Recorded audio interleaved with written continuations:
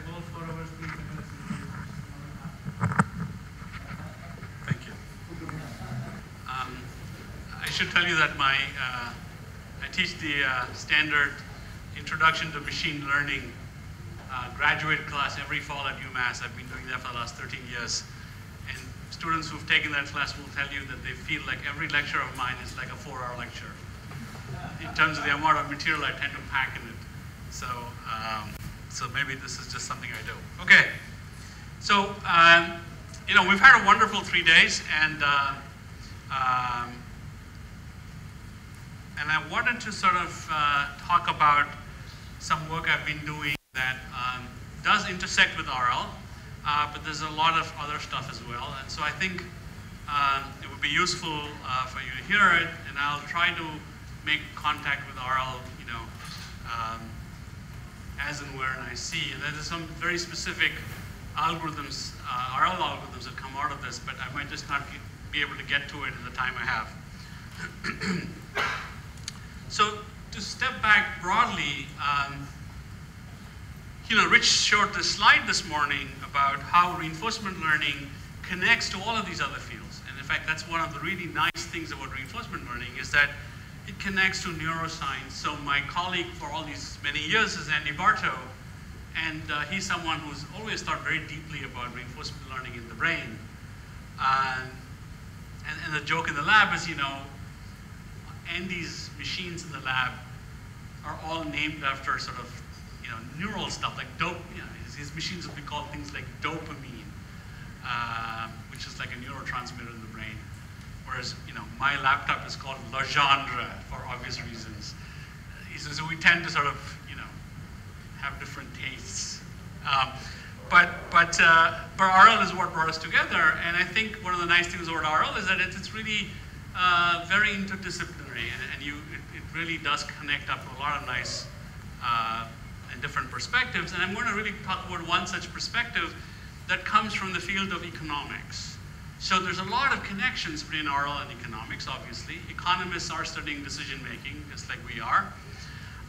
But they do it from, you know, a somewhat different perspective, partly because of the very nature of the field of economics. They're forced to study sort of decision making by large groups of people in a competitive environment, right? So we have the luxury of doing things like learning to play Atari, but as an economist, you really wouldn't do that because that wouldn't be sort of, it's like, what's the point? I mean, that's not economics, right?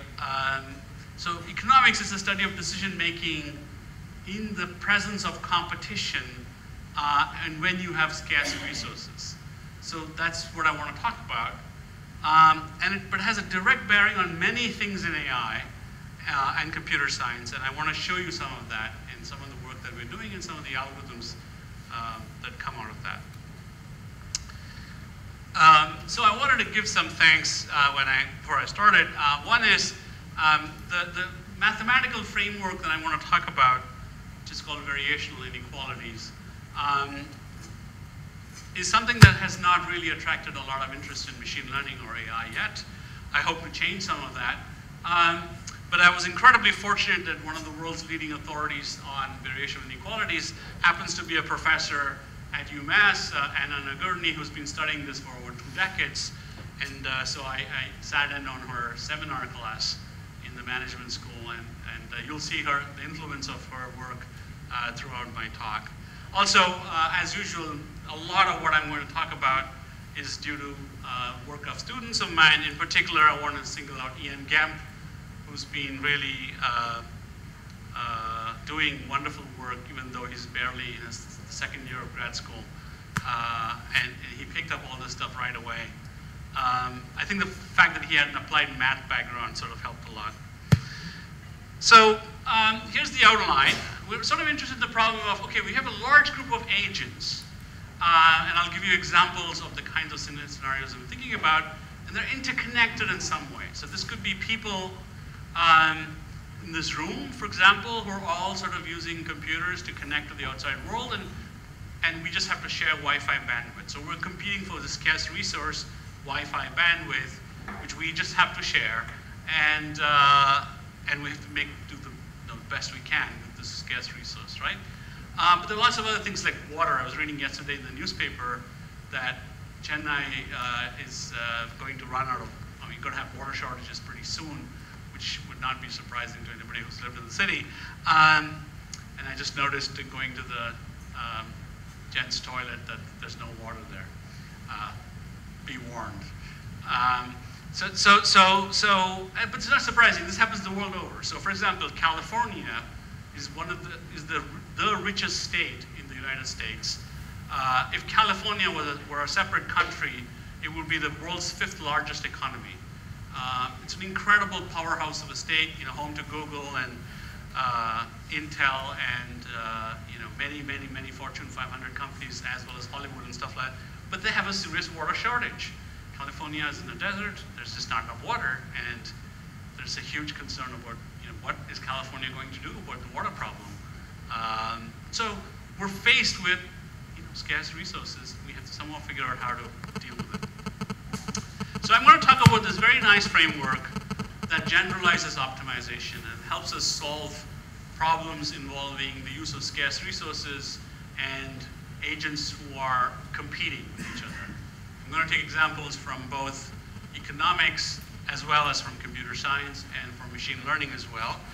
And I'm going to show you some new algorithms that we've developed.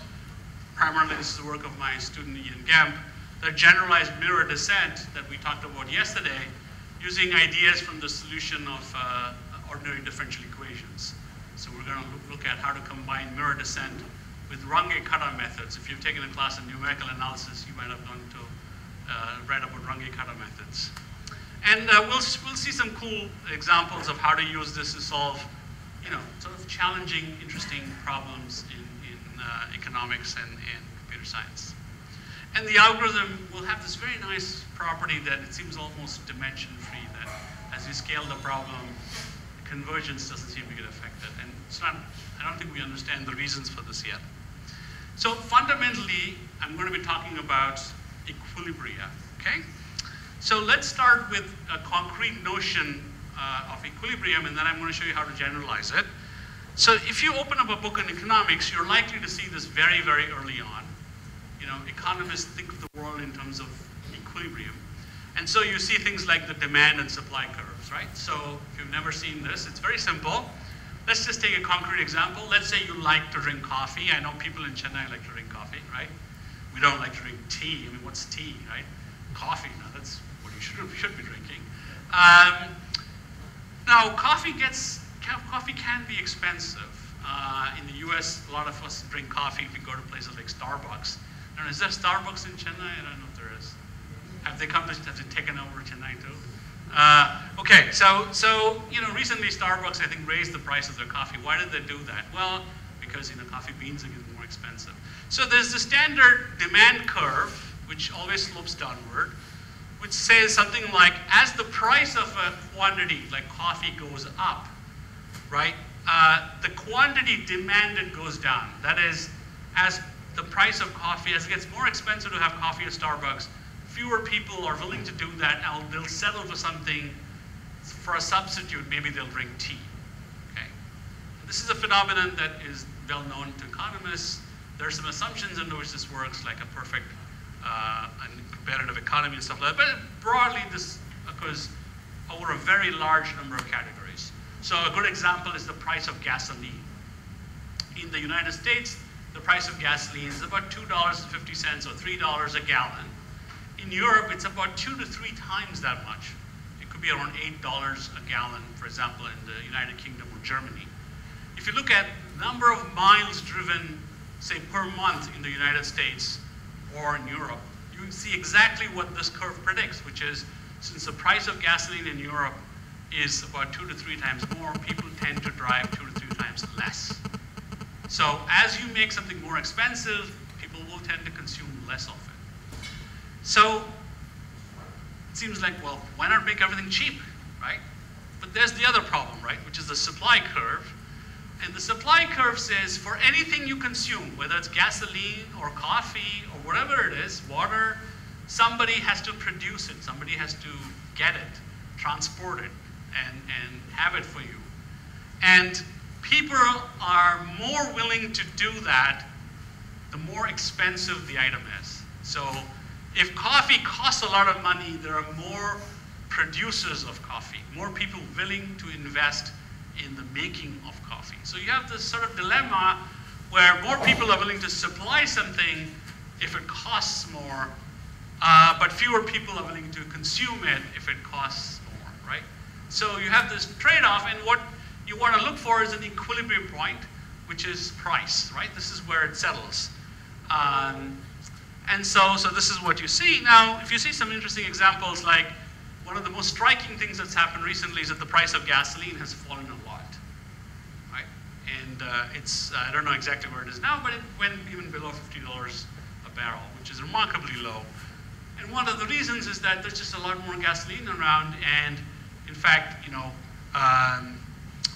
as Rich probably well knows from the success of shale oil in Alberta, the US is actually producing a lot of shale oil as well. We're sort of doing fracturing, and we're producing oil, and the US is poised to become the world's largest producer of oil, and there's all this extra oil available in the market. And since oil is a lot cheaper, in fact, this has been a huge boon to India, because all of a sudden, prices in India have come down, the inflation has come down, the Modi government is looking really good, not because of anything specific they did, but the price of oil is low. So hey, why not take credit for that, right? If you're a good politician, that's exactly what you should do. So this is one notion at the very heart of economics, this notion of equilibrium.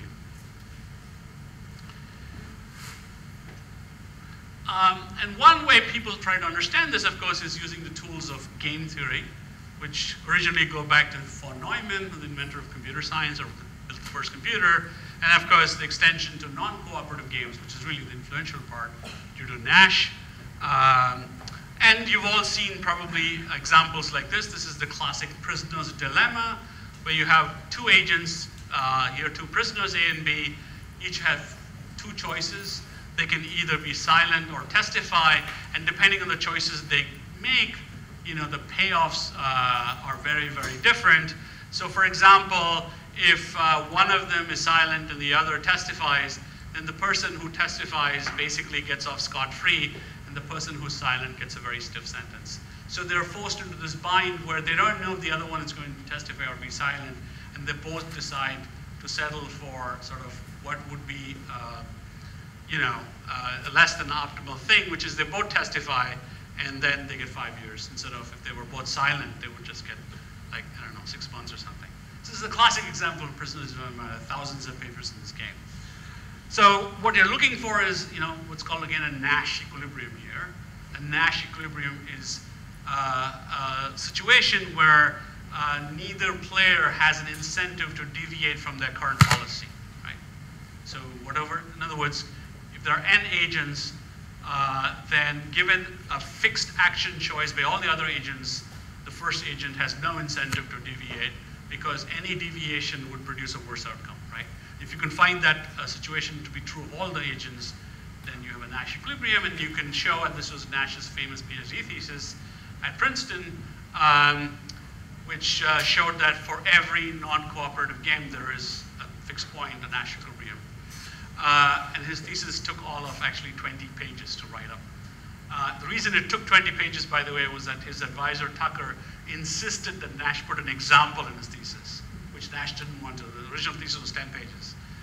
And Nash refused to put the example, but his friend helped him out, and he put a poker example or something. So it went to 10 more pages. But it would be wonderful if we could all do our PhD thesis in 20 pages. And of course, 40 years after that, Nash got the Nobel Prize for his PhD work. So this is sometimes called a Cournot-Nash game, where you have a bunch of players, each player is choosing a certain strategy, and you have some joint payoffs. And, you know, we will say a set of strategies, X star is a Nash equilibria if the following condition is true. And here we are assuming, for example, that the payoffs are convex. And so this is the classic condition that you have for constraint minimization problem. And so this is an example of what I'll show is a variational inequality. And so we'll see lots of examples of this. So let me generalize that and formally show you what a variational inequality is. So we have a feasible set K, okay? And we have a vector field defined on it. That vector field is denoted by capital F. And we're looking for a distinguished element, a distinguished vector x star, at which the following property is true.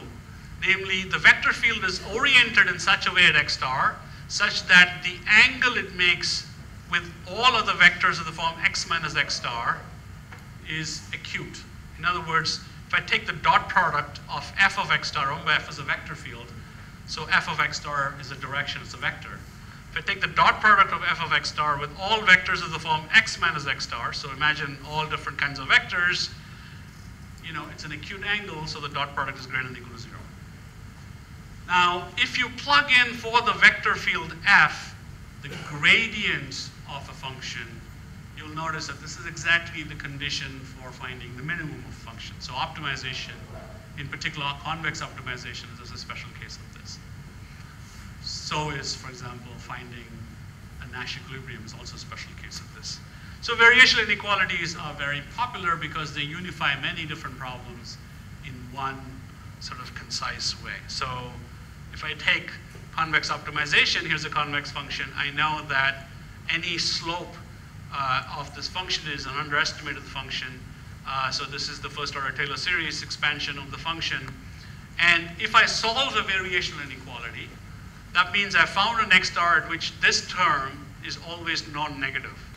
If this term is always non-negative and I'm adding it to this, then this value is always going to be larger than this value. So x star must be a minimum. So if I solve the variational inequality, I've solved the convex optimization problem. So I've reduced convex optimization to solving a variational inequality.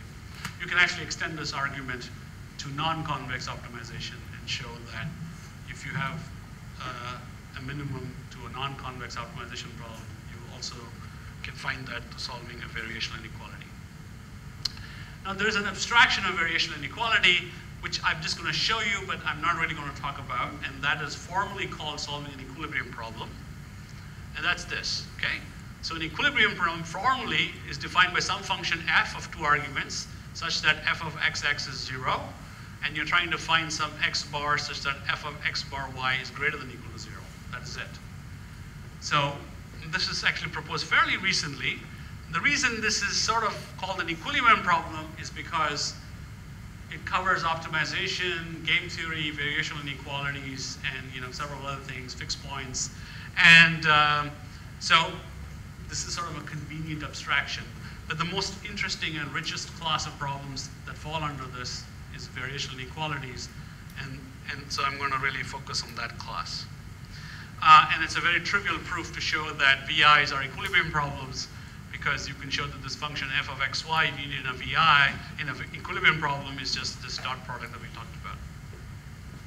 But we're going to primarily focus on variational inequalities in this talk. Okay? So essentially what I'm going to do is to argue that a lot of what we're trying to do in AI and machine learning, using the tools of optimization, I feel like this equilibration framework gives us many advantages and allows us to sort of solve problems that, in fact, in some cases can't even be posed as optimization problems. And I'm going to give you examples like this.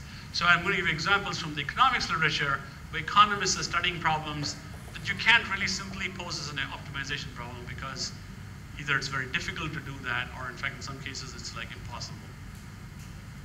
Now, when I say this to my colleagues at UMass, they think I must be joking, because they say, what could possibly be more general than optimization? They have this feeling that any problem in the world can be solved as an optimization problem. But that's just your feeling. It's not true. Now, when I sort of talk with them more depth, it turns out that they have this notion of optimization, which is more a metaphorical notion. It isn't. Sometimes they'll say, like Andy and I have a discussion, Andy will say, well, he considers all search to be optimization, or something like that. So I don't mean optimization in this very broad sort of vague sense. I mean optimization in the classical numerical sense, where you're given an objective function, you have to find its minimum. That's what I mean by optimization. Okay, and we'll see that as we go along.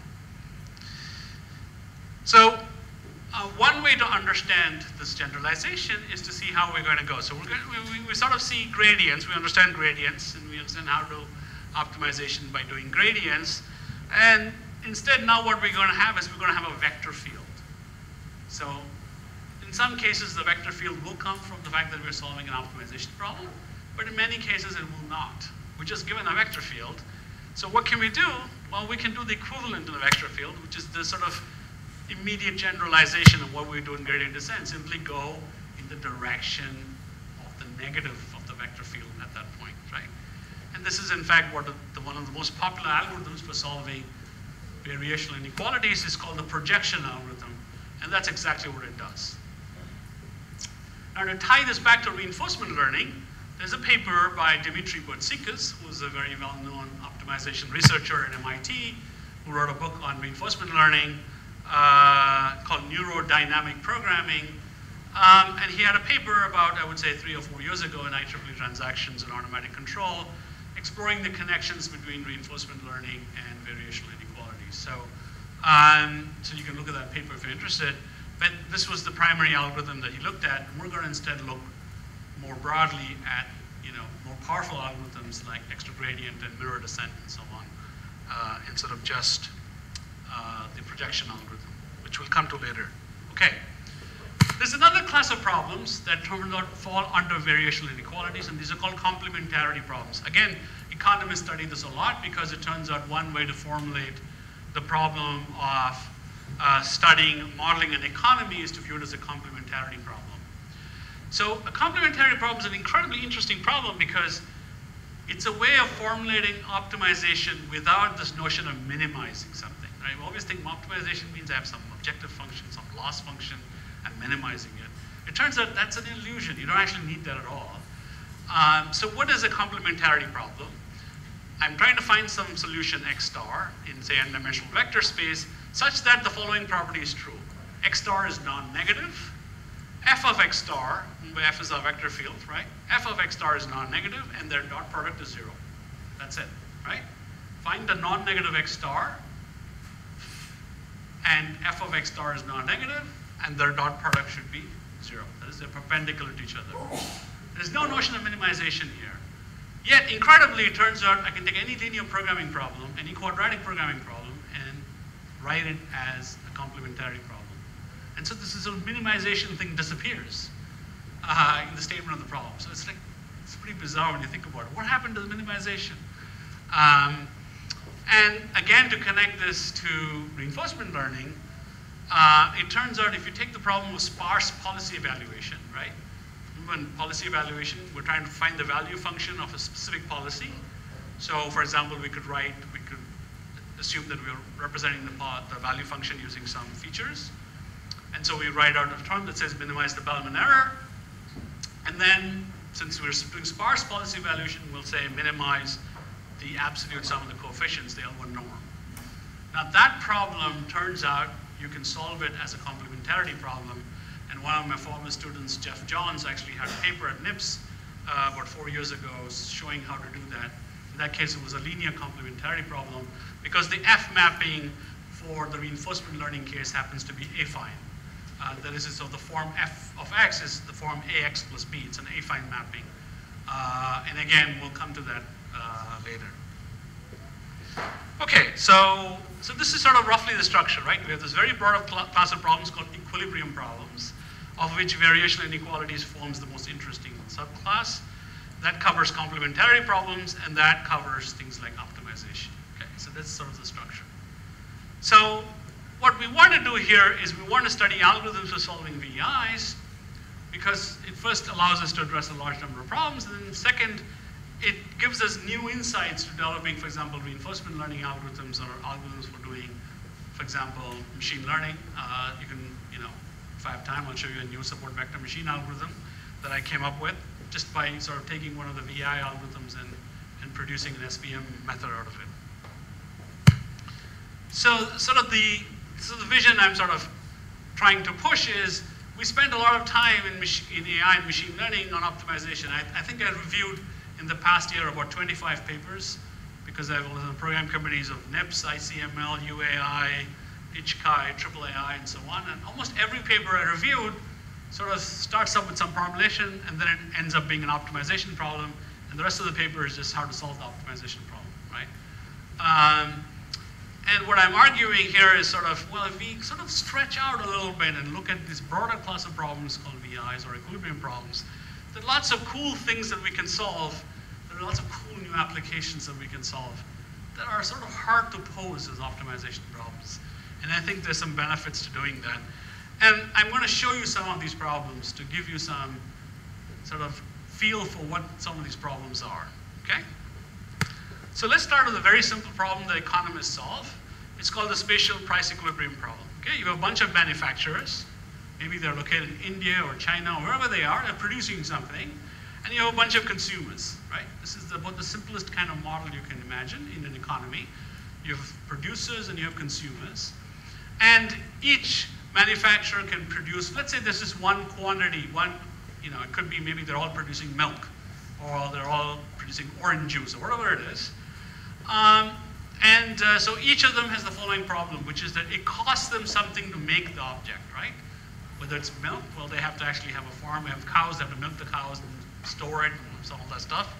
If it's oranges, well, in Florida or California, wherever they grow the oranges, they have to actually have the orange farm to harvest and worry about all the weather conditions and so on. So it costs them something to manufacture it, and then it costs them something to ship it to the consumer. Maybe it has to be sent to the grocery store next to you.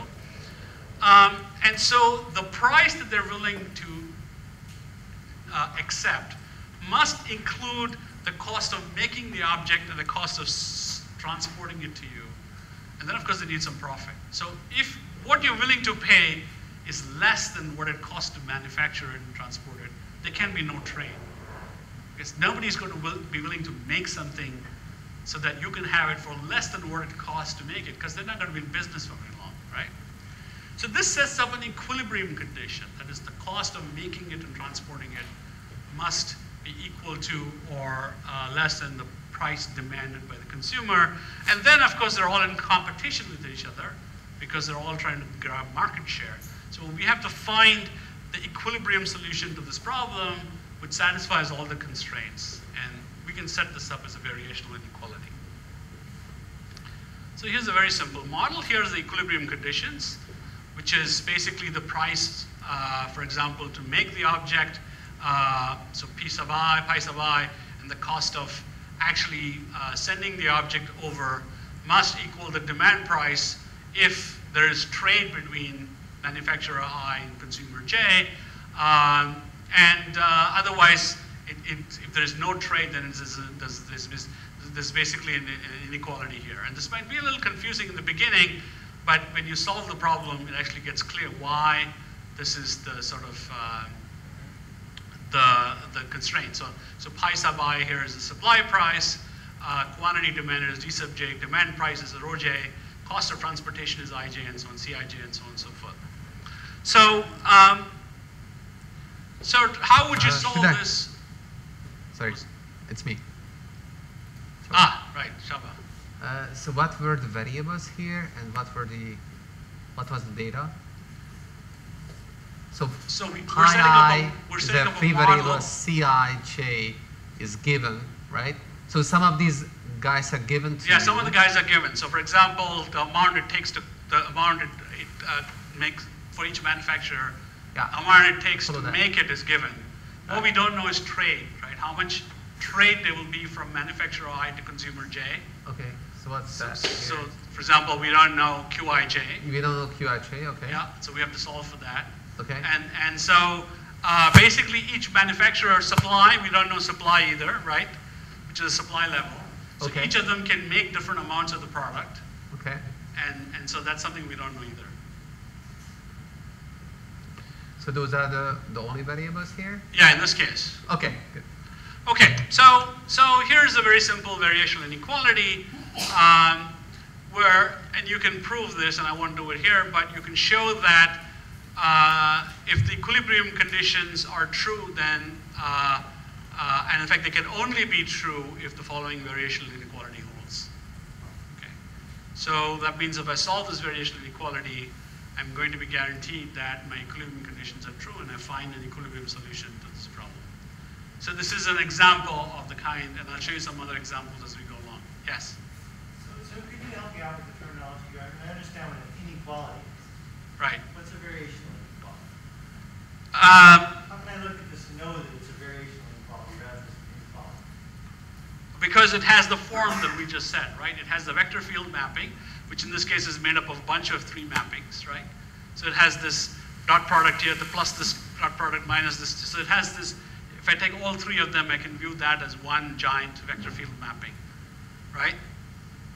Okay? So it has dot products in it, I can see that. Right, and so I'm looking for an element, right? So it goes back to our definition of what a VI was, right? Remember our definition?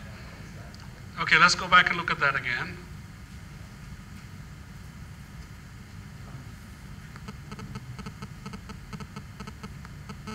Okay, so our definition of variational inequality is that I have a vector field F, and I'm trying to find a solution X star such that this dot product is non-negative. That's the definition of what a VI is.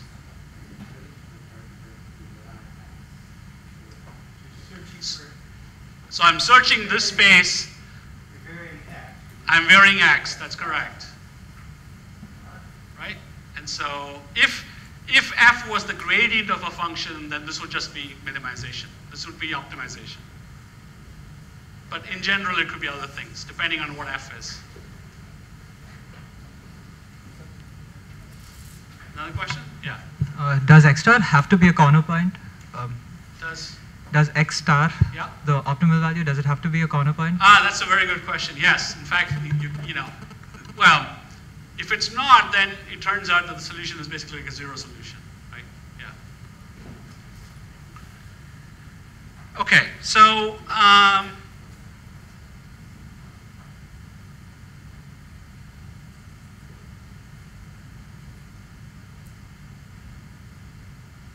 now you can say, well, can't I just reduce this to an optimization problem? Why?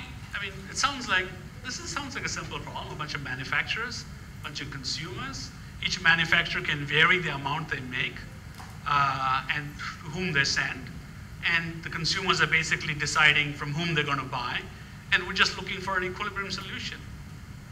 Sounds like an optimization problem. Why can't I just plug it into MATLAB and solve it using my favorite optimization quad product solver or something? It turns out you can only do that under a very restrictive condition. And that condition has to do with the Jacobian of the vector field mapping. The Jacobian of your vector field mapping must be symmetric. Okay? So it turns out that in this case, for example, if the gradient of the supply price with respect to the supply level, so for the ith manufacturer with respect to, so this is the supply price for the ith, ith manufacturer, this is the supply level of the kth manufacturer, for example. If this condition is true, this is a totally artificial condition. There's no reason why this has to be true. It turns out in economics, there was early work on problems like this, where because they tried to put it in an optimization perspective, they assumed this condition. And of course, later they discovered that this is really not a very nice thing to do because it's a completely artificial condition. And the only reason you need this condition is because you're forcing it into the optimization framework when it's not. And there are lots of examples of this, Java. So when you say that, when you ask this question, whether this can be reduced to an optimization problem, are you putting some restrictions on a set of optimization problems that I can consider, or like in a mathematical sense, like what? Well, I'm like, thinking of the class of problems, the class of optimization problems you would typically see in, for example, a book on convex optimization or linear programming, nonlinear programming. So let me rephrase the question. So if I knew the solution to your problem, Yeah. I could just make up a quadratic objective such that that solution is exactly at the optimum of that optimization problem. Of course, you wouldn't consider this as an equivalent formulation Right. of the original problem, but I'm trying to get a sense of why not and like what do you exactly mean by that Well, I can't do this. Yeah, so when I've given this talk several times already, and this is usually the place where there's the maximum number of questions because it's usually the part that's least clear because it seems like you should be able to reduce everything to optimization. It turns out one of the ways to solve VIs is to reduce it to a series of optimization problems at every step. So in other words, at every step of the algorithm, you can formulate an equivalent optimization problem and solve it. But it turns out to be a different optimization problem at every step. So it isn't like one optimization problem that you can just say, okay, if you solve that, you're done. You have to keep changing the problem as you go along. Okay, so what is this? Yes? Questions?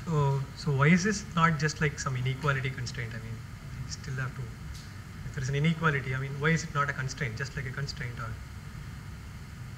is that just a constraint? Why is this not a... It's not just a constraint, it looks like a constraint in an optimization problem, right? I mean, should be something more to that. That's right, so you're saying, why can't I just solve it as an optimization problem with constraints? Yeah, yes. Without the objective, there is some constraint. Yes, the problem really is, again, has to go back with under what conditions is it, if you go back and look at the standard multivariate optimization method, Newton's method, or whatever you want, you find that somewhere along the way, there's always a symmetry condition imposed. For example, on the Hessian. If I gave you a problem with a non-symmetric Hessian, then many of the methods you know and love can't work, right? So in a lot of these problems, there's no assumption at all that the Jacobian of our mapping, which would be the equivalent Hessian if it's a gradient function of a function, is symmetric. So that's one way to think about it. Another way to think about it is that in a lot of these problems, because it's a competitive setting, there are many objective functions, right? Each manufacturer is trying to do something, and none of them is sort of collaborating with the other person, right? It's not like they're sort of cooperating in some sense. So it isn't a very natural fit for optimization. Yeah. And again, you can look at standard books on VIs, for example, ones by Nagurny or other people, and there are lots of examples that show this. Okay, so what does this got to do with computer science? Yes, there's another question.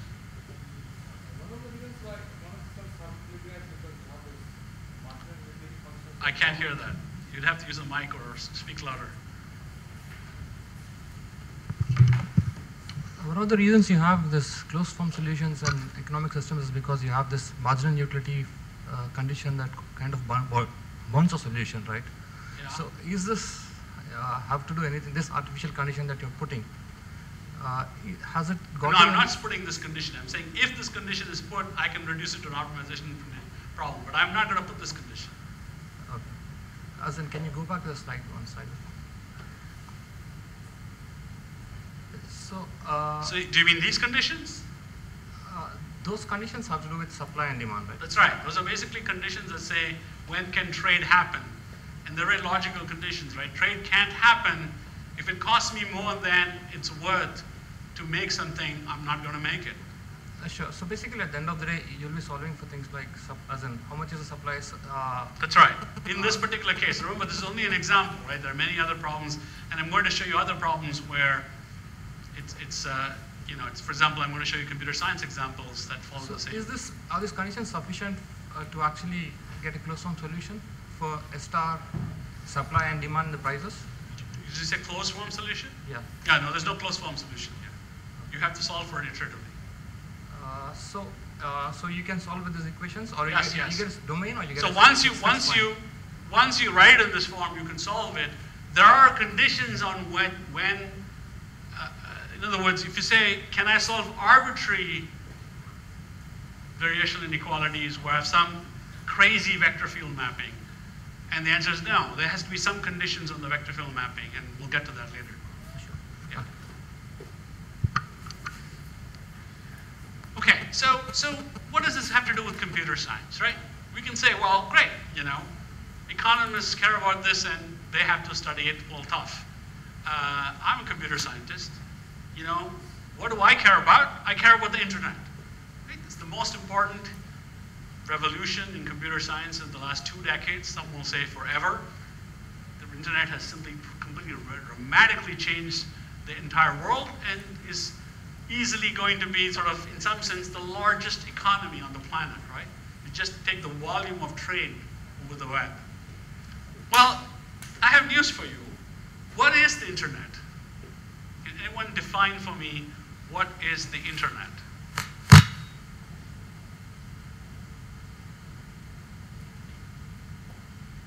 one definition is, well, the internet is a set of computers that are linked together, da-da-da-da-da. But that's not the internet. What is the internet? In 2015. Not back in the days when, you know, they were developing TCP/IP or something like that. Well, so we can look at what people have been thinking about, and it turns out they say things like this. For example, the internet is an equilibrium. We just have to identify the gain, right? The internet is the first computational artifact that was not created by a single person or a single entity, but it was the strategic interaction of many, many players. So it's an economy, and this means there's this concept which was first articulated by Adam Smith, who was the inventor of capitalism, called the invisible hand. What is the invisible hand? It means that every player in this economy is selfish. They're going to choose actions that, in some sense, maximize their interests. But somehow cooperative things emerge from this strategic interaction, this non-cooperative interaction, and good stuff happens, right? And so this has been now taken literally as a way of formulating many problems that have to do with the internet in computer science. So, for example, there's work on things like algorithmic game theory. In algorithmic game theory, you're basically studying lots of computer science problems, networking problems using the tools of game theory. And you have things like, you know, this is a very famous thesis by Tim Roughgarden, who's now at Stanford, on things like the price of anarchy, which is if you let routing decisions on the internet being done sort of selfishly, where every node is basically making a greedy choice about routing, you know, what sort of routing algorithms come out of that, and how much better could they be than the algorithms we currently use. So there's a huge amount of interest in just modeling the internet as an economy. And so many of the sort of algorithms that we develop for VIs will have a direct bearing on computer science in that sense. And if we look at what's happening, the internet was originally designed for a completely different purpose than it's being used now. And there's huge amounts of pressure on how the future of the internet should look like. So for example, I don't know if you're following this debate, one of the huge issues in the internet is, should it be regulated like a public utility? And in fact, in the US, which has a huge leverage in terms of the future of the internet, there was hearings in the Senate and Congress on regulating the internet, and the Federal Communication Corporation, the FCC, which is the main government body in charge of things like internet regulations, sort of made the pitch to congressmen and senators that we should really not allow powerful players like AT&T and Verizon to control how traffic is routed to the internet, so that people who pay more can get better service. And people who are not able to afford that will sort of get poor service, right? So it's just like, you know, the highways, right? If I drive around in Chennai in the highways, no matter if I drive a fancy foreign car or one of your, you know, I don't know, a Maruti or something like that, I'm allowed access to the roads. It's a public utility.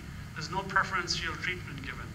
And so there's a huge debate on this, and it was a great deal of difficulty and lobbying that people were finally agreed to accept the principle of net neutrality and allow the web to be treated in this way. And there's lots of concern about privacy, internet security, and hacking, and various other things, and passwords and stuff like that. There's all these competitive demands on our use of computer science software. So it's not like the situation was 40 years ago, or 30 years, or even 20 years ago, right? Our lives are completely dictated by the fact that there are threats from outside. Every time you have a laptop and you open up your laptop and you connect it to the web, you're taking a risk. Somebody could hack into your laptop, and very often do. And you know, so you have to have all those layers of security preventing it. And in fact, I'm spending the year on sabbatical at IBM Research, and one of the most painful things of working at IBM Research is that I need 5 passwords to use my computer, because one password to just start up the computer, one password to start up my mailer, one password to go on the web, one password for IBM Forms. And they have to be changed every like 2 months.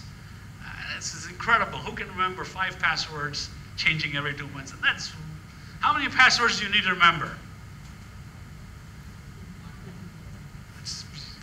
You can sort of say, I have 1 password, I'm using it 100 times over, which is a really bad thing to do. I mean, it's like, this is making our lives miserable, right? Why? Because the only reason why is because there are people who are out to steal what you have. And so you need this layer of security. So you have to recognize that there are competitive forces, and computer science can't ignore that. And there are other problems that we're looking at. For example, we're looking at this Netflix cache problem where content is distributed widely across the web, and you're accessing this content. This is going to be increasingly what machine learning is all about. As our data sets grow larger, your data is not going to be stored in your computer. It's out there, for example, on Amazon Web Services or somewhere else, cloud computing. And you're paying for access to this data. So you have to take the cost of access to your data in your machine learning algorithms. You can't just assume that, oh, all the data I have is on my laptop. Because the size of data sets that we're going to deal with are going to be in the petabytes. It's not something that you can just store. It's something you're going to have to pay for. And so that has to be part of the cost of everything that you do. And you have all these debates about Verizon, who is a content provider blaming Netflix. I'm sorry, Verizon is a transport provider blaming Netflix, who's a content provider, for internet traffic issues. Okay? So one way to model this is to come up with an economic model of the internet. So this is an example of the kind of problem we can solve. So this is a model that's proposed by Nagorny with a bunch of computer scientists. And so this is a model where essentially you have, say, broadly 3 layers, right? You have service providers on top who are providing the content. So think of this as Netflix, Amazon, and so on, right? People who are providing content. And then you have transport providers here, like Verizon, AT&T, and so on, whoever the equivalent is in India, right? And then you have demand markets or people down here. So the people up here in their model are playing what's called a Cournot-Nash game. So that is, they're competing on the basis of quantity. This is like the oil producers, right? The oil producers, like Saudi Arabia or Venezuela, don't set prices. So what do? The only thing they do is they can decide how much oil they're going to make. And then the markets will decide the price, right? So the only way they can regulate the price is Saudi Arabia can decide that it's going to make far less oil today than they made yesterday. And that's the only leverage they have in terms of controlling prices. So this is called a Cournot-Nash game in economics. Here, they're modeled as a Bertrand game. In a Bertrand game, you're competing on the basis of prices and quality, right? So, and so this is very much like the spatial equilibrium problem we saw, where each consumer is deciding which transport provider to go with and which content provider to go with and how much they're willing to pay for both content and transport. And we have to solve this as a competitive equilibrium problem, right? And there are many other examples. Here's one. I took this picture this morning while driving in my cab to IIT. And this is like Chennai traffic, right? At 8:30 in the morning or something. The traffic is simply horrendous. And we'll see the traffic equilibrium problem, in fact, was the first problem that was studied as a variational inequality. And there's lots of very interesting things that come out of it. Blood banking is another example we've studied. You know, blood is a perishable commodity. It's vital to have blood for surgeries. And so if you take the US, for example, there's an incredibly short supply of blood available. In fact, usually it's only around 2 days. And so blood has to be collected by agencies like the Red Cross, lots of volunteer agencies. At IBM, every month there's a blood drive. And in fact, for example, lots of surgeries in hospitals get canceled because they don't have blood on hand. And it's a serious problem. So how do we solve this problem, right? And we'll see if we can set this up as a variational inequality and solve it. So one thing we've done is we've come up with new algorithms for solving large variational inequalities that generalize minor descent by combining it with ideas for solving ordinary differential equations, the Runge-Kutta methods, and I'll get to this a little later, but I want to give you a feel for the sort of solutions we're getting with this. So let me give you an example of the kind of problem we can solve, right? So here's an example of a blood banking system that Nagorny and colleagues did. So this is a fairly complicated network where you have different organizations like the Red Cross who are collecting blood. There are different blood collection sites. The the blood has to be shipped from these sites to blood centers, and once the blood is received in the centers, it has to be processed. For example, some cases you need plasma, some cases you need something else, and then you have component labs that do all of this. Blood has to be stored, it has to be distributed, and finally it goes to demand points like hospitals, wherever it's needed. So you have this large, complicated network which you have to solve, right? And here's an example of the kind of result we have. So I'm showing here the convergence of our new algorithm with respect to different problem sizes for this network. And this is the number of steps to converge. And this is the classic extra gradient method that I talked about yesterday. It sort of starts out here and doesn't get very far before it runs out of steam. It's not able to solve very large problems. And this new algorithm that we came up with is remarkably impervious to the size of the problem. That is, we can scale up to a problem with only 1 million parameters, and the number of iterations to convergence doesn't really change all that much. Yes? So what is the thing that we were optimizing here?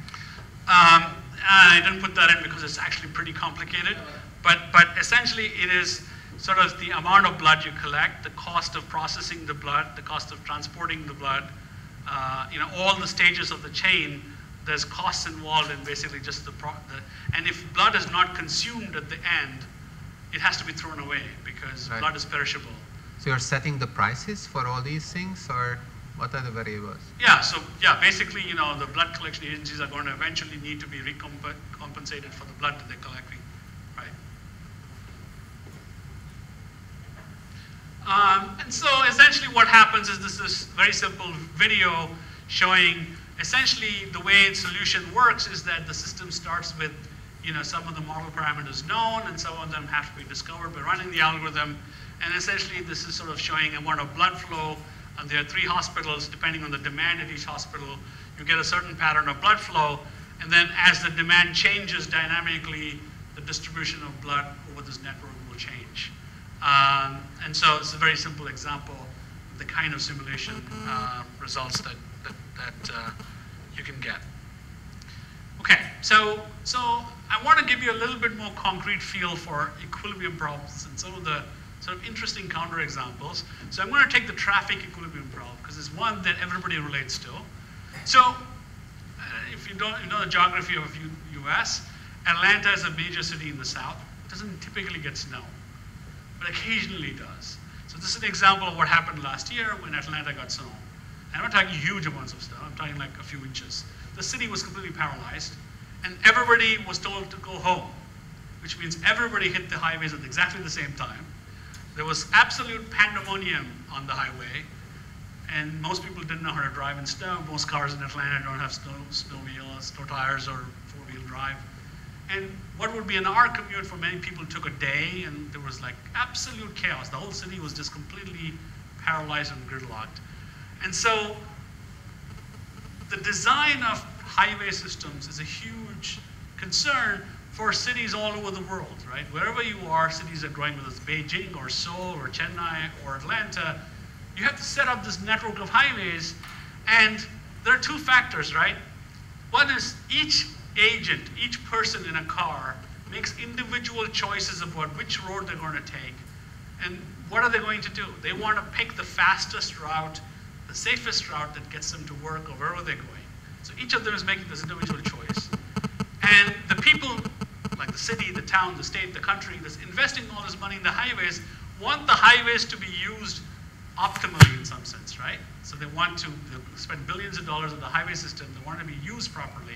So you have this, how can we ensure that system objective functions or system optimality meets user optimality, right? This is a huge concern. In fact, it's exactly the kind of problem that is studied in traffic equilibria, and one of the first cases where variation inequalities were successfully used. And I'm going to show you about an interesting phenomena that happens here that is very, very puzzling, and it's something that you can take away and think about. And it's simple enough that I can go through an example. Okay, so let's start with a very, very simple example to just give you an idea of what equilibrium problems are all about. So I live in Amherst. I frequently have to go to Boston. I did a lot of that last year because of my health. And so let's say there are 2 routes to take me to Boston, right? There's Route A, which goes through the Massachusetts Turnpike, and there's Route B. This route which goes through, say, route 2, and I'm just going to make this extremely simple, 4 nodes, right? The 2 intermediate towns maybe. And there are 4 edges, A, B, C, D, and there's the sort of how much time it takes me to traverse this. Well, how much time will it take me to traverse a road is going to depend on what the flow, how many other people are using this, right?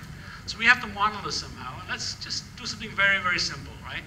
So we write down some cost functions that say the cost of, for example, link A depends on flow on A. So let's say it's 10 times the flow on A. We'll just make it up, right? And similarly, the cost of B is maybe the flow on B plus 50. So we're just going to pick, say, linear affine functions for simplicity. We write down this, and that tells us the model parameters. Okay? So, but we don't know the flows. So we don't know how many people are going to use link A, how many people are going to use link B, and so on and so forth. Yes, sir. There's also, yes? Is this the cost of building the network or like building No, the no, roads no. for that? The network's already built. Okay, But we so don't know how many people are going to use it. this is the cost for what? For using it, traversing, For users, for an individual? each individual is going to go on this, and depending on the traffic, choices they make. This is the delay, Yeah, let's say. when I work through the example, you'll see what it means. Okay. Yeah. Okay.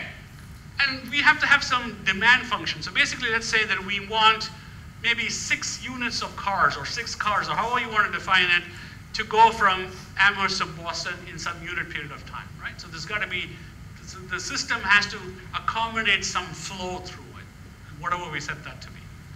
So essentially what this means is 6 cars per unit time is coming out of Amherst, and 6 cars per unit time need to get to Boston. And what we have to figure out is how they distribute along these edges, okay? So hypothetically, let's imagine what happens. Let's suppose everybody decides to go on A. Okay, so they take A and C. What happens? Well, what happens is the delay or the cost on A is going to be 60 because it's going to be 6 times 10, right?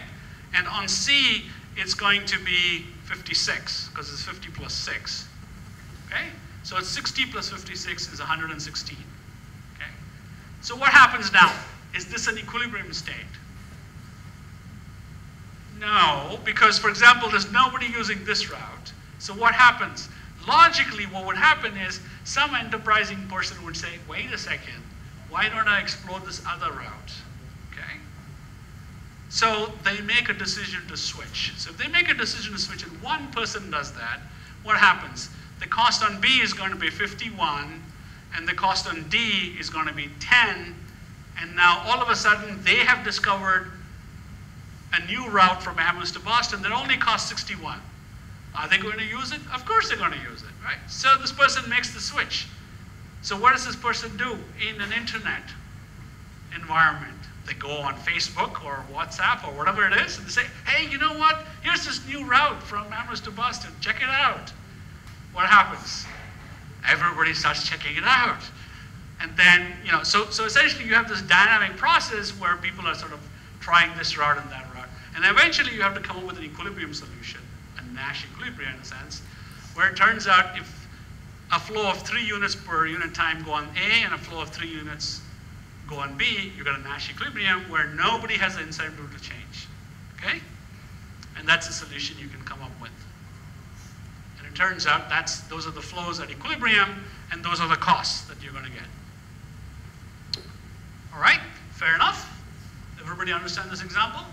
Okay? All right, we have the model, and then we solve the model. Yes? Well, this equilibrium model of optimization seems inappropriate for policies and behavior. In the sense that, Well, it's about finding one configuration rather than finding a policy that interacts with whatever happens.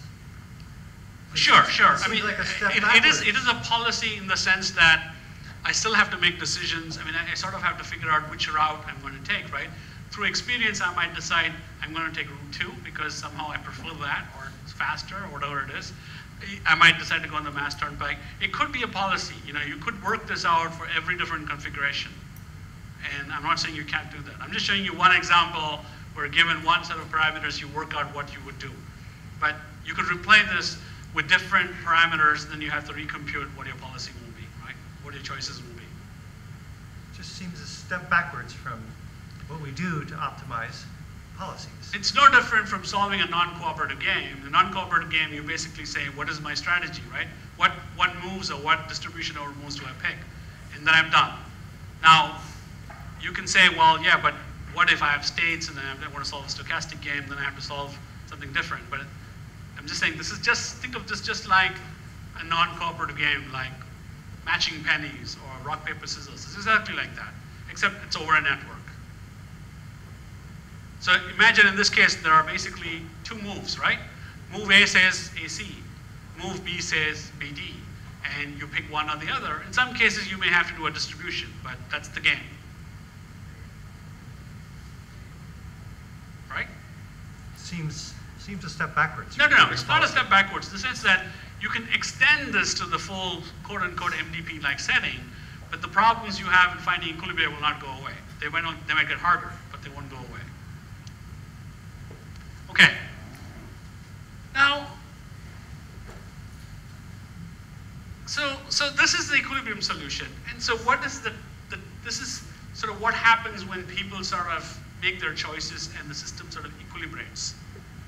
Okay?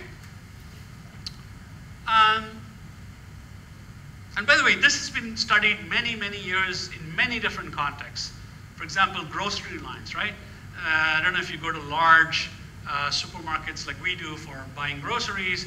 There are lots of grocery counters, and so you sort of, you go there and you have your cart full of groceries, and you're trying to find out which lane. Everybody wants to get out there fast as possible, and they have to figure out which lane to pick. And you equilibrate because you find the one that seems to be the shortest thing. And so there are many, many examples like this. So now the town could come in and say, oh, this is bad. I think it's taking too long for people to go from Amherst to Boston, which anybody who lives in Amherst will tell you. And they say, let's help these poor people. How can we help these people? Let's build a new highway for them. Let's be nice. Let's put our state dollars, tax dollars to work. Help the community, right? So let's say hypothetically, these are the path costs, but let's say hypothetically, they decide to put a new road in E, at E, right? That's going from 2 to 3. We just pick something. Now what would happen, right? It'll be the same problem, right? Because some people are going through AC, some people are going through BD, nobody's taking path E. So there'll be somebody who says, this new road, let me try that, right? And then everything will have to be recomputed. What might happen?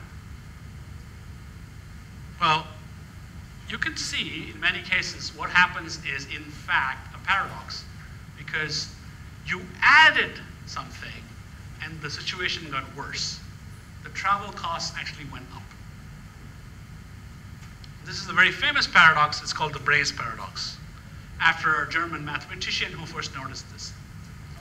And this is so counterintuitive that many, many researchers have spent many, many years trying to figure out why this paradox happens.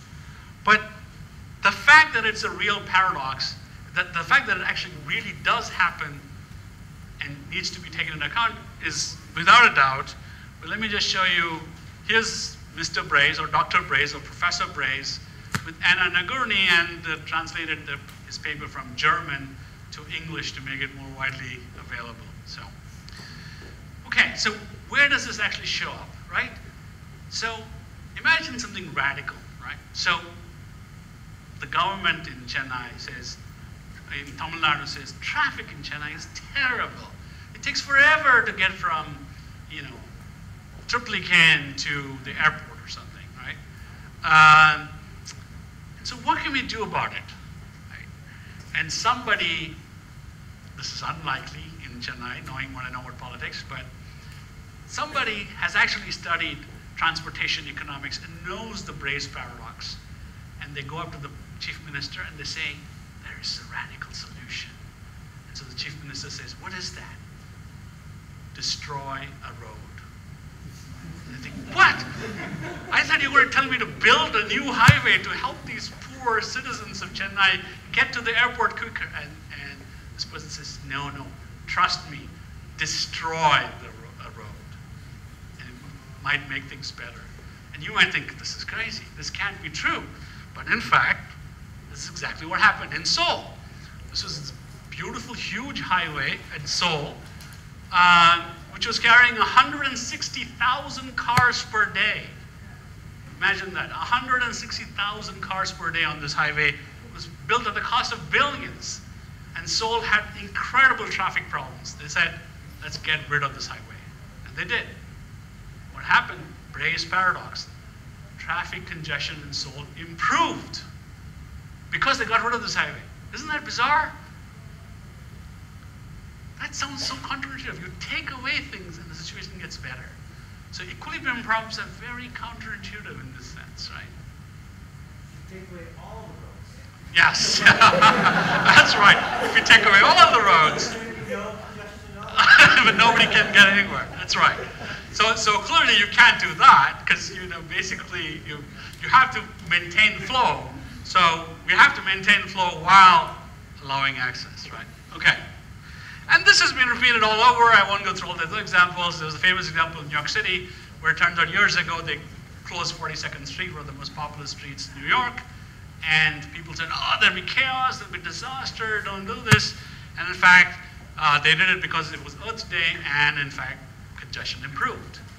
And more recently, Mayor Bloomberg, the former mayor of New York City, had somebody on the staff who knew about Bray's paradox and said, you know what, Broadway is this funny road in Manhattan. If you've been to Manhattan, Broadway is this zigzag road that is never end, there's lots of problems. Let's shut down parts of Broadway. In fact, they shut down parts of Broadway near Times Square, made it only pedestrian traffic. And they're still evaluating it, but the feeling is that it has improved traffic congestion from monitoring cabs and stuff like that. Okay. Now clearly, I'm not going to get through everything I wanted. So I just want to give you a sort of intuitive feel for equilibrium problems that you could relate to. And then I want to actually go through a little bit of the math on VIs and then maybe show you the algorithm. And then the entire 4-hour tutorial slides are on my webpage. Feel free to download that and go through it, okay? So, so we have this thing called a variational inequality, which generalizes optimization, covers game theory, traffic equilibrium, network equilibrium problems, and all of that. And so we want to get a little bit of more feel for what it is and how to solve it, right? So, I don't know if I need to cover this. I'm going to maybe skip this. But it turns out you can solve, or maybe this I should actually cover. So when we generalize convex functions, how do we generalize convex functions? So in variational inequalities, you have the notion of an operator. This is the vector field mapping, right? So if I take a convex function and I take its gradient, if it's a strongly convex function, it turns out the gradient of any function is a vector field. If I take the gradient of a strongly convex function, it gives me what's called a strongly monotone operator. So let's understand this concept of monotone operators, because it turns out the difficulty of solving a VI largely depends on something like this, right? So we say that a relation on Rn is monotone if the following condition is true. That is, if I take two x and y are the domain elements of the relation, and u and v are the range elements. So if I take the dot product of x minus y and u minus v, so the difference between the domain elements and the difference between the range elements and the dot product, if that's non-negative, we say the relation is monotone. And if it's maximal monotone, if there's no monotone operator that includes this, right? So in fact, there's an example that we already know about, the subdifferential. So if I take a convex function and I take its subgradient or subdifferential, you can show very easily that it is monotone.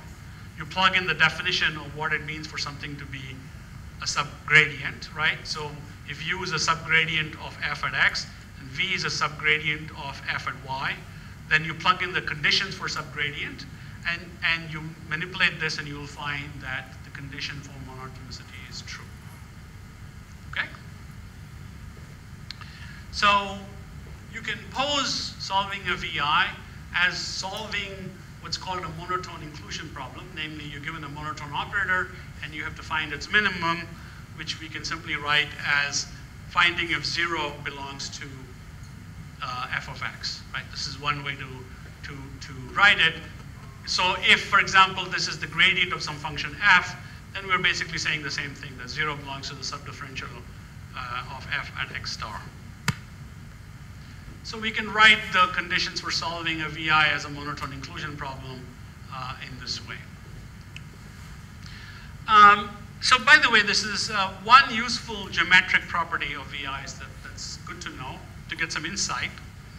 So remember I said that this is a solution of a VI, x star is a solution, if the vector field f at x star makes an acute angle with all vectors of the form x minus x star.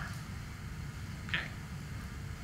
There's another nice property of this, which is that if I go in the negative f direction outside the feasible set and I project back, then I end up in the same place. I don't move. This is a fixed point property, and it's the basis of all the algorithms to solve VIs. Okay? So there's a fixed point formulation, which basically says the vector x star is a solution of a VI, which is defined by a vector field and a feasible set, if and only if for any gamma greater than 0, x star is also a fixed point of the map x minus gamma f of x star, right? X star minus gamma f of x star, which means, what does x star minus gamma f of x star? So x star minus gamma means I go in the f of x star direction opposite the flow for some distance, and then I project back onto my feasible set, right? Go out, come back, okay? And I should end up in the same place. If I do, I've solved the VI. Once you know this, you can just go off and solve the VI. What do? You start at some random point, project in the negative f direction till you get out of the set, project back, and say, have I come back to the same place? I have, I'm done. I haven't? Okay, start again. Project back in the negative f direction till I leave the feasible set, project back again. Am I at the same point or not? And this is called the projection algorithm. Okay, it's the simplest algorithm you can imagine. Now, so why aren't we done? Why is this not enough? It turns out this algorithm makes two crucial assumptions, one of which is that the vector field must be strongly monotone. Otherwise, this algorithm does not converge. And there are simple counterexamples to show that. So this is why the extra gradient algorithm was developed. In the extra gradient algorithm, remember what we do? We start at some point, and let's say the vector field is pointing in this direction. We go in the negative f direction. We come back, and we say, are we at the same point? No, we're not. We moved. Now we go again in the negative f direction. Maybe we went this way. And then we go back here, and we pretend that that was the negative f direction here, right? And we did that extra one-step look ahead. And it turns out if you do that, then you can solve all variational inequalities where the vector field is just monotone, not strongly monotone. And that's a huge difference, because in many practical problems, you can guarantee monotonicity, but you can't guarantee strong monotonicity. It's a difference between knowing a function is convex, which we're willing to assume in many problems of machine learning, versus assuming that your function is strongly convex, which is usually not the case in many problems of machine learning, right? So now you can say, when are we assured ever of a solution to VI? Because we've sort of enlarged our problem, we made things more abstract, it's possible that we might never have a solution. And it turns out there are some conditions, and they're mostly reasonable conditions. So for example, there's always a solution to VI if the vector field mapping F is continuous and the feasible set is closed and convex. And it just follows from one of the standard fixed point theorems. So this is the monotonicity condition that I already went through, so I'm going to skip that. So this is the sort of mapping between what we know in optimization and in VI. So in optimization, we have the gradient of some function. If the function is convex, then the Jacobian, the gradient of the function, is going to be monotone. If the function is strictly convex, it's going to be strictly monotone. If it's strongly convex, it's going to be strongly monotone. And these are terms that are used in convex optimization. And I don't have time to define them, but they're pretty straightforward definitions. This just shows that you can reduce game theory and optimization to VIs. Okay, so again, what are the advantages of going with VIs? In optimization, typically you're assuming that the mapping you're dealing with, the Hessian, which is the Jacobian of the gradient, is positive, definite, and symmetric. Whereas in VIs, you can tolerate asymmetric Jacobians, which is a huge advantage. Now, one thing you might say is that, well, I've just lost this ability. You know, in optimization, I have this ability that I have this function, and I'm minimizing it. So every step, I know I'm making progress because I see, okay, I had this value, then it went down, it went down. That's comforting, right? I can look at that, it feels good. It's like sort of having money in the bank, right? You say, oh, I've got X dollars in the bank, and after a while you've got 2X dollars, and you feel better. I got 2X dollars in the bank. This is sort of some measure of the quality of your life or whatever it is. Question? Yes. So, in VI seems VI is more general than optimization. Yes. So, does it, so is it possible to solve? I mean, you can formulate it as a VI. Whether your solution would be any better is a different question, right?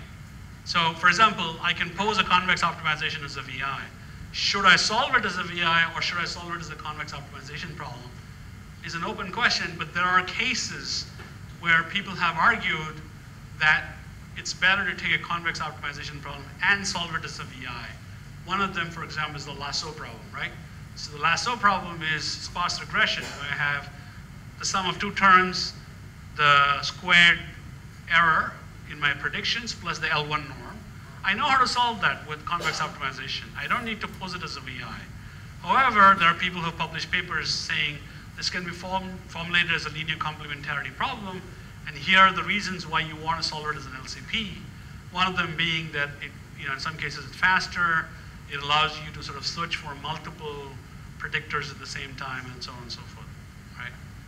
So in the context of reinforcement learning, the work of Jeff Johns and Parr shows that if you take the sparse policy evaluation problem, we know how to solve that as a convex optimization problem. I mean, people have proposed things like large TD and things like that, but they argue that LCP TD, which is a VI formulation, is better because, for example, it allows you to do warm starts where you can sort of pre-use for policy iteration, you can use the pre-initialization of the weights from the previous iteration of policy, the previous policy evaluation step, which you can't do in large TD, for example. So you have to sort of argue that case by case. I don't think there's a general result that says when you should solve it as a VI and when you shouldn't, if it's an optimization problem. However, here we're interested in lots of examples which are not optimization. There's no choice of solving it as an optimization problem. You have a VI, you have to solve it, right? So I may be missing something here, but can't you write VI as an optimization using the projection criterion? Basically take minimum over all gamma greater than 0, x minus, walk in the other direction gamma distance away, and then project back and take the Euclidean distance between these two, minimize the distance, right? Yeah, but what kind of optimization? I mean, in other words, if it's a problem that says, oh, search over all possible values of the vectors and that's my optimization problem, that's not a definition of an optimization problem, right? You have to show me that it's, I don't know, convex, quadratic, linear, something. It has got to fall in some class. It can't be search for all possible elements, and so that's not a definition of a problem. Okay, so how can I recover this fact that I'm doing some minimization? It turns out there's an equivalent notion in VIs called the gap function. So a gap function is a function that has the following property, which is that it's non-negative for all feasible elements and it's 0 exactly at the solution. It has some of the feeling of sort of this minimization, and people have proposed various gap functions, some of which we use. For example, this is an example of a standard gap function which has been proposed. And if you go in the literature on solving non-cooperative games, in fact, some of the reductions of non-cooperative games to optimization problems involve the use of certain gap functions that are constructed. Okay, so let's spend 5 minutes looking at how to solve VIs. And one of them is the extra gradient method, which I went over yesterday. And that is by far the most popular algorithm for solving VIs. And I want to show you some extensions that we've done. So I briefly mentioned this extension by Nemirovsky in 2005 called MirrorProx. So MirrorProx is the mirror descent algorithm for VIs, right? So what it does is it basically starts at some point, it goes to the dual space, does the extra gradient step in the dual space, and comes back. And they have, this paper that Nemirovsky has written sort of characterized the properties of this algorithm and convergence and so on and so forth. And I'm going to show you a different approach that we've been working on, and this is Ian's work, using Runge-Kutta methods. So this is a very, very quick review of Runge-Kutta methods. There are methods for solving ordinary differential equations, right? Which is sort of the backbone of a lot of physics and engineering. So I have an ordinary differential equation where y is a dependent variable and x is the independent variable, and I have a system of equations like this. How do I solve it? The simplest algorithm is Euler's method, right?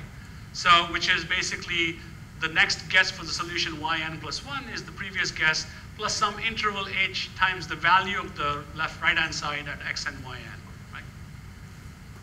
This is a very slow method for solving an ODE, numerical solution. Runge-Kutta methods are faster in the sense, what they do is they take this interval over which you're integrating the solution, and they basically take, for example, a half step along the interval, find out the value of the function over that half step, recompute the derivative, and keep doing that. And you can do that in lots of complicated ways, and you get a whole family of methods, and this is the RK4 method, right? So for example, it starts with the Euler solution, which is K1, which is just h times the value of the function at the beginning of the interval. Here's K2, which is the interval length times the value of the function at the beginning plus half the interval, right? H by 2 and K1 by 2. And so on and so forth. It repeats the sequence and comes up, and there's a way of actually systematically computing what these numbers should be for different RK values. And so one of our algorithms for solving VIs extends mirror descent in this way by adapting this idea of Runge-Kutta. It also does an automatic setting of the learning rates using something called the Hoyne-Euler system. So essentially, remember in mirror descent, what we were doing was we took our starting point, which was xk, mapped to the dual space, and then went in the negative direction of the gradient, right? In this case, it would be the negative direction of the vector field, and then went back to the primal space by taking the gradient of the conjugate, and we were done, right? That was mirror descent. Here, we're going to take that as one step, right? So we're going to call this K1, this is K2. We're going to do a new step here, which combines K1 and K2. So here's a new extension of mirror descent, where we go into the dual space, and we take the average of K1, which is going in the negative direction of the vector field, plus K2, which is what the mirror descent step would have been. And we take the average of those two, and then we actually also automatically set the learning rates. So this is sort of like what Runge-Kutta does, except we're doing this in the context of mirror descent. And so we end up with this family of methods where sort of this is Runge-Kutta gradient descent, and this is the sort of equivalent generalized Runge-Kutta extra gradient method that we use in our work. And we've studied lots of applications of this. And in the last 5 minutes, I'm going to whiz through some of these examples so you get a feel for how they work. Yes? What are the, like, why do you do this Runge-Kutta method? What does it buy you? So basically, what it's buying you is speed of convergence, right? Just like Runge-Kutta, if you compare Runge-Kutta and Euler, what does Runge-Kutta buy you? Runge-Kutta basically, see, Euler's essentially sort of based on this naive assumption that all you need is to know the value of the gradient at the beginning of the interval, right? How does Runge-Kutta improve it? Runge-Kutta says, well, wait a second. Instead of just taking the value of the gradient at the beginning, let's take half a step and compute the value of the gradient over that half step, and then combine it with the original one, and keep doing that in a bunch of different ways. So we use exactly that same insight, except we're not sort of minimizing a function, or we're not solving an ODE, we're doing mirror descent. So can you quantify this advantage in some way? Like, do you have some results? Yeah, so we have some basically convergence analysis to show along the lines of mirror descent convergence analysis to show that this improves convergence, right? This is something we're still studying, but mostly what I'm going to show you here is experimental results which show that there's no comparison. This is much, much, much faster. Ask one more question. So do you know Nesterov's accelerated? Yes, so right. this is, again, similar to that. It is quite similar to that. So yes. if you would transport this to an optimization setting, yes. like how would it compare? Yeah, that's a good thing. We haven't done that. Yeah. Oh, okay. That would be a great thing for Ian to do, yeah. Okay. All right, so remember this was an internet problem, right? So I won't go through the details of the model. It's a complicated model, but it has sort of similar things, right? There's the amount of service, amount of bits flowing from the content provider to the transport provider to a consumer. There's sort of the quality, the price charged, the production cost of the content, the demand price, and all of that usual sort of parameters that you'd expect for setting this problem up.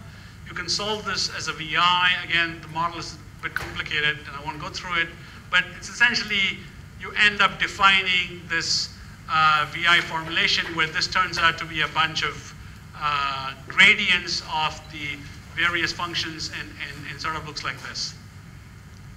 So here's a very simple example, 2 service providers, 1 network provider, 1 demand market, and you can write out what these production, demand price, transportation, and various other parameters are, and you can sort of set up the equations and you can solve it, and here's an example of a solution that you get.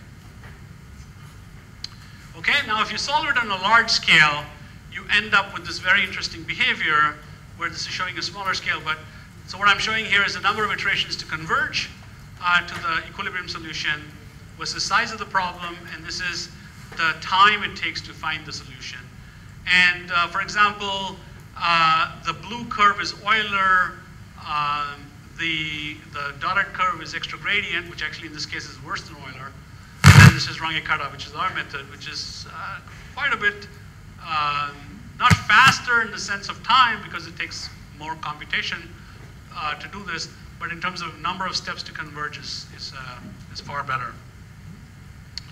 This is blood banking. Again, its model is pretty complicated, but again, our results are really good. This is supply chain. Again, our results are really good in terms of number of iterations to convergence. So it turns out that I gave this talk, part of this talk at, I'll just come to your question in a minute. I gave this talk at Microsoft Research in Boston, Cambridge, near MIT. And the Microsoft Research group there, half the people are economists and the other half are computer scientists. And the economists are, quite a few of them are from Harvard. And it turns out I found out about recent work in economics where they're showing that basically what's happening here is as we go to very large problem sizes, we're looking at very large games. And it turns out that there's theoretical work in economics recently showing that large Cournot-Nash games, in fact, get easier to solve than smaller games. You know, and so this is a topic of still some current research in economics. It could be that that's what we're finding experimentally here, is that as the problems get larger, in some sense, they're getting easier to solve. But you know, we still don't understand that fully. Question, what was the question? Somewhere here. Yes? It does better in terms of number of iteration and not as good as in number of in time taken to. So is it because it takes more time to compute each iteration, or? Yeah, because remember the Runge-Kutta has multiple steps. It's not as simple as Euler. And we're not exploiting a lot of, Ian's a wonderful grad student, but he's not the best programmer. And you know, I suspect that we haven't optimized it as much as we can. You know, for example, you're doing things in parallel. A lot of his coding is in Python. How many people program in Python? See, I don't understand this. Why? Python's a terrible language in some ways. You can't take as much advantage of multi-core as you can in other languages. But everybody does. All my students program in Python. I have no say in the matter. Okay. I'm officially out of time, but I did want to say a little bit about the connections to reinforcement learning, because this is an oral workshop. So this is the paper in case you're interested. So this is my former student, Jeff Johns, and he worked with Ron Parr at Duke University and Christopher Painter, Wakefield. This is a paper at NIPS 2011 showing how policy evaluation, regularized policy evaluation and policy iteration can be solved as a linear complementarity problem. Now an LCP is just a special case of a VI. They don't say that in this paper, and they make no connection to VIs, but an LCP is basically just a VI where the vector field mapping F is affine. And it's affine because this is solving an MDP where you just have, the standard expected reward plus expected value of next state kind of operator that you're doing, which is an affine operator.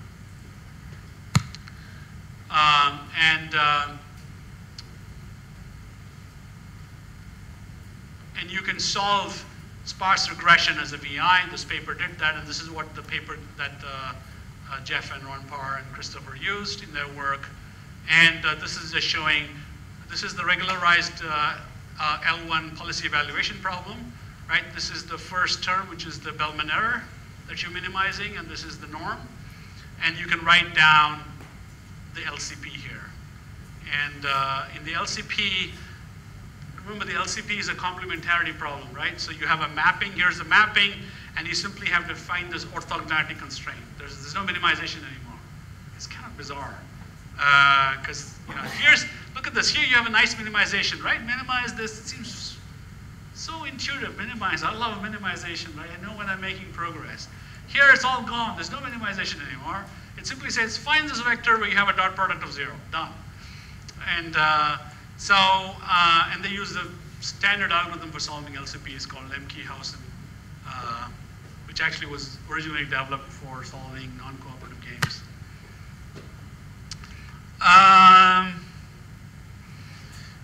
I should say one more thing.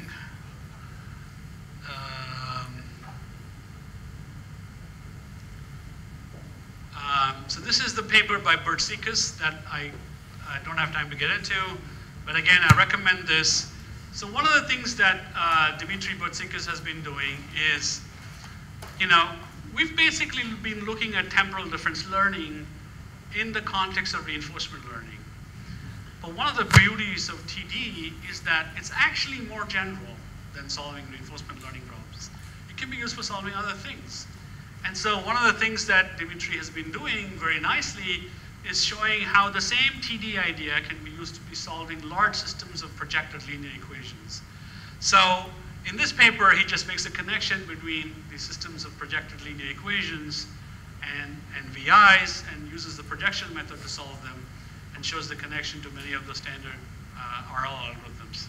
So one of the things I have done, but I don't have time to talk about, is I've generalized much of Dimitri's work in this context to using things like extra gradient and mirror descent. And you get the expected speed-ups that you would hope to see in doing that. So I highly recommend this paper if you want to sort of get some insight into how sort of reinforcement learning connects back to VIs and things like that. Okay, so let me stop there. Thanks.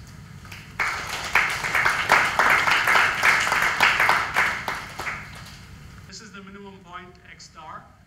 Since this is the minimum point, that it has to be in the set, remember, so you can't go inside here. That'll be outside the gray area. So at that point, the gradient of the function is pointing this way. So if I take any vector of the form y minus x star, notice it makes an acute angle with the gradient of the function at this point. That's exactly the VI condition. Right? So this is why constraint minimization is a special case of solving a VI. Convex, yes. Now, it turns out you can generalize this argument to non-convex as well. So I can take a non-convex function and show exactly the same property is true. But there's one important caveat, which is worth mentioning. In the reduction of convex optimization to VI, if you give me a convex optimization, I can just mechanically write out a VI, solve it, and give it back to you, done. If you give me a non-convex problem, and you give me the solution, I can tell you that that solution will be true in the VI setting.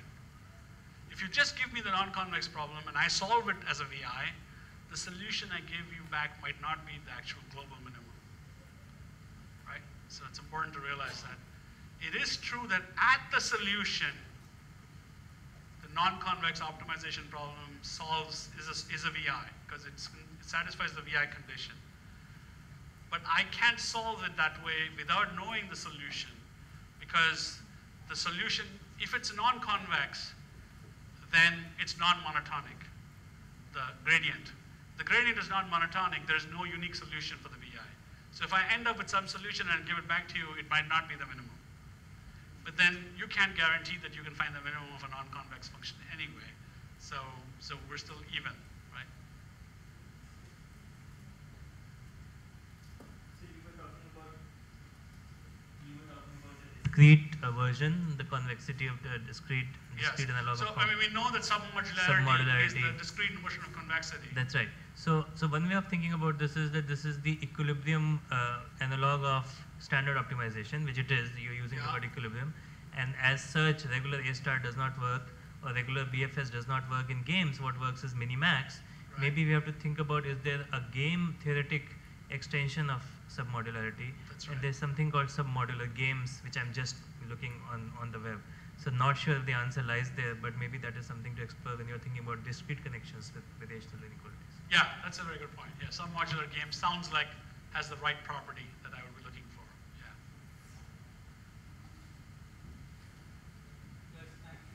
Okay, thank you.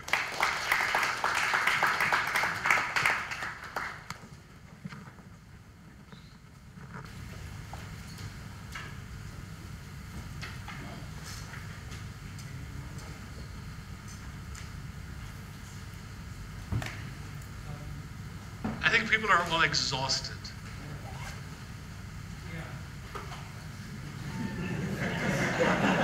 And, you know, not to scare you, but if my students were in the audience, they'd say, see, now you know what sitting through a typical day of machine learning feels like with Sridhar, except you do this twice a week for a whole semester. But you come out knowing machine learning, I guarantee that. I was there when you started teaching. Yes, I know. Luckily, I didn't have to.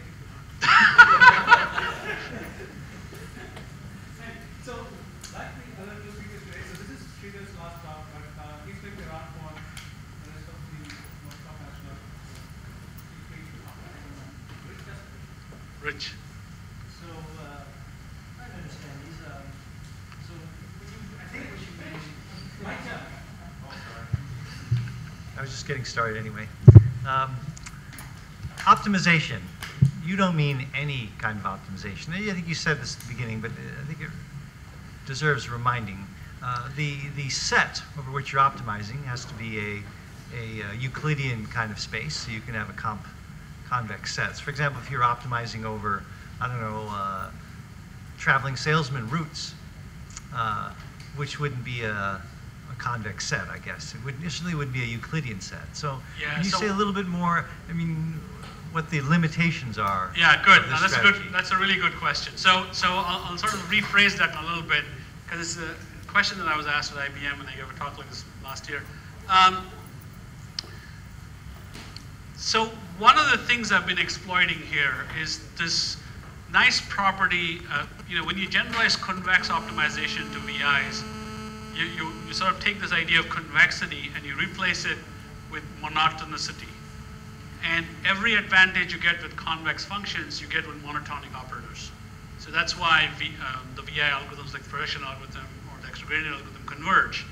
If you take away monotonicity, just like you take away convexity, you start getting into issues, right? Because if you have a non-convex function that you're trying to minimize, you have all the problems with local minima and all of that. And similarly, if you have a non-monotonic operator in the VI, you have exactly the same sort of problems, right? So this is parallel. Given that, so somebody said, well, there's this nice notion in discrete optimization. So discrete optimization, of which things like traveling salesmen and many other problems, there are sort of so-called nice discrete optimization problems where the property that you have is submodularity. So if you have a discrete optimization problem where the function is submodular, it turns out there are fast, greedy algorithms. Is there an equivalent notion in VI land? And the answer is, I don't know. So maybe somebody here can find that out or develop such a notion, and that would be very interesting. So, you know, if you don't know what submodular functions are, it's a very, very simple idea. And it turns out many interesting discrete optimization problems are actually submodular. And that makes it much easier to design fast, greedy algorithms. But I don't know of any sort of generalized notion of submodularity. Because I largely don't have a good intuition for what the extension of the discrete case of optimization is to VIs. Something I should think more about. Yeah. That's one. The other part is, remember that we're assuming that our feasible set is convex. I think that's not an unreasonable, still should be mentioned. The full-blown VI problem is very hard to solve, as you'd expect, because it covers so many different problems.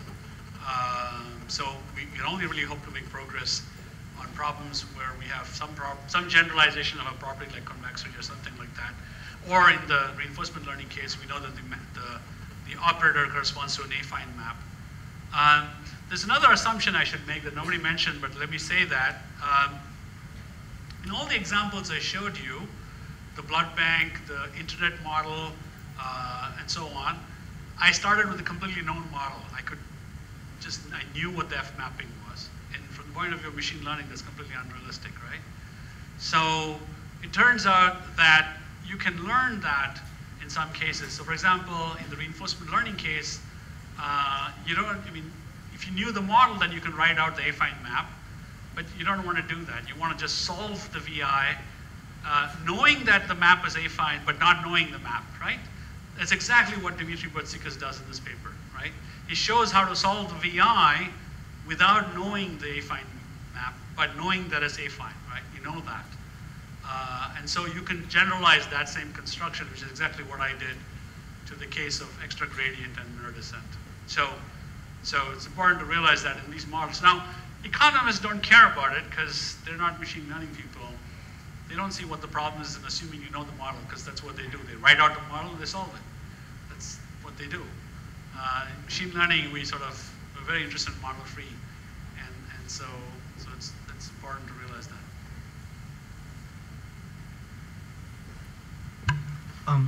Are convex optimization problems a special case of variational inequalities? Yes, yeah. Right. I gave you that example, where if you take a convex optimization problem, and actually I wanted to show this and I didn't have time, but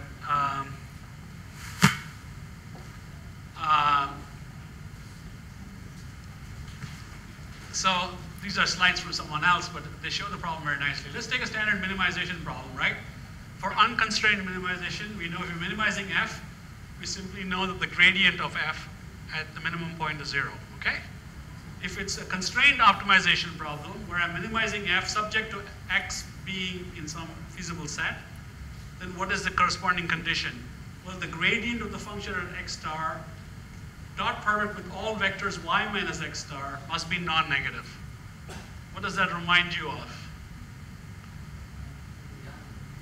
A monotonous operator? Now, from now on, every time you go and you see this condition, what's the first thing that should pop into your mind? That's a VI. That's a VI. Hey, that's a gradient mapping, gradient of a function. That's a vector field. It's a dot product of a bunch of vectors. It's got to be non-negative VI. It should shout VI to you. And this particular thing, they also have a nice example. So here's the example they construct. Right? So here's your function. These are the level curves of your function. This is your feasible set. This is the minimum point x star. Since this is the minimum point, that it has to be in the set, remember, so you can't go inside here. It'll be outside the gray area. So at that point, the gradient of the function is pointing this way. So if I take any vector of the form y minus x star, notice it makes an acute angle with the gradient of the function at this point. That's exactly the VI condition. Right? So this is why constrained minimization is a special case of solving a VI.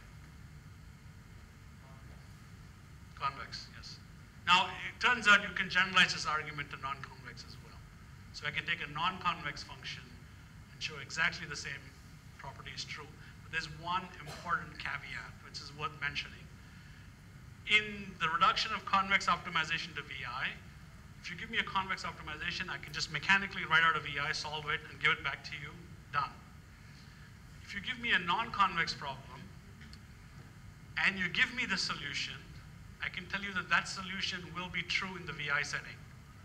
If you just give me the non-convex problem and I solve it as a VI, the solution I give you back might not be the actual global minimum, right? So it's important to realize that. It is true that at the solution, the non-convex optimization problem is a VI, because it satisfies the VI condition. But I can't solve it that way without knowing the solution, because the solution, if it's non-convex, then it's non-monotonic, the gradient. The gradient is non-monotonic, there's no unique solution for the VI. So if I end up with some solution and give it back to you, it might not be the minimum. But then you can't guarantee that you can find the minimum of a non-convex function anyway. So we're still even, right? So you were talking about discrete version, the convexity of the discrete Yes. analog. So I mean, we know that submodularity is the discrete notion of convexity. That's right. So one way of thinking about this is that this is the equilibrium analog of standard optimization, which it is. You're using the word equilibrium, and as such, regular A star does not work, or regular BFS does not work in games. What works is minimax. Right. Maybe we have to think about, is there a game theoretic extension of submodularity? That's right. And there's something called submodular games, which I'm just looking on the web. So not sure if the answer lies there, but maybe that is something to explore when you're thinking about discrete connections with H-tail inequalities. Yeah, that's a very good point. Yeah, submodular game sounds like has the right property that I